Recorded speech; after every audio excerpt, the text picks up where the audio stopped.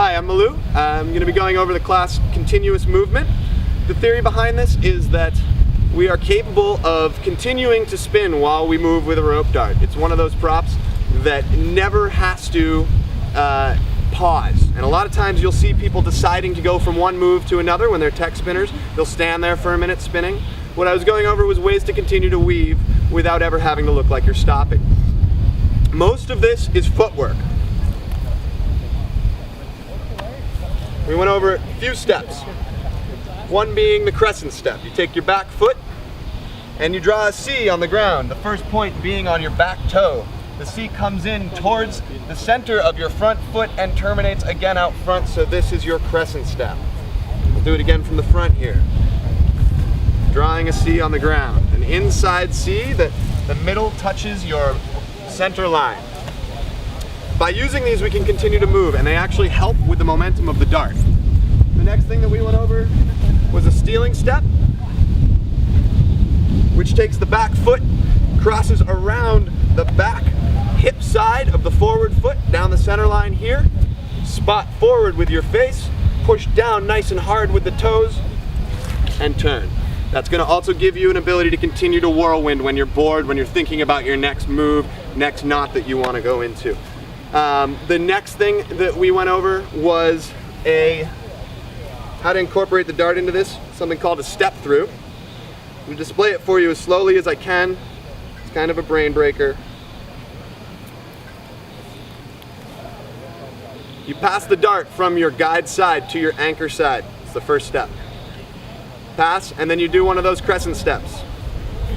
Through, and you turn. So it's a back movement crescent step. This first one happens, and then you turn so that this back step comes around.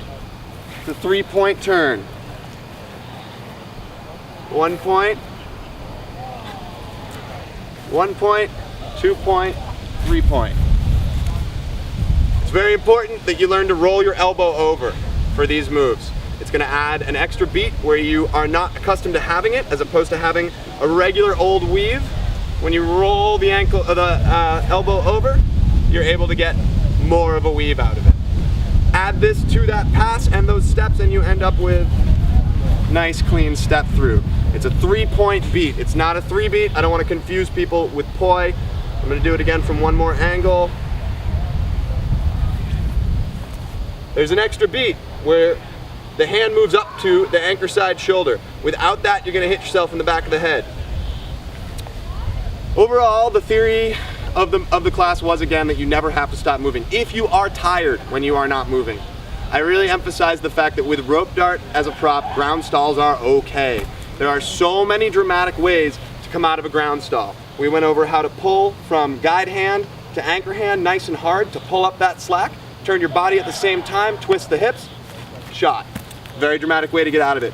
Throwing the dart on the ground, circling it gives you a minute to breathe. If you're using a whirlwind continuous movement pattern, another thing you can do is just jump over to grab momentum. Any way that you pop up can add a lot of drama. Final point was that the brain is a relativity machine. When people are watching dance, when people are watching anything really, what comes off as most dramatic is speed changes, height changes, plane changes.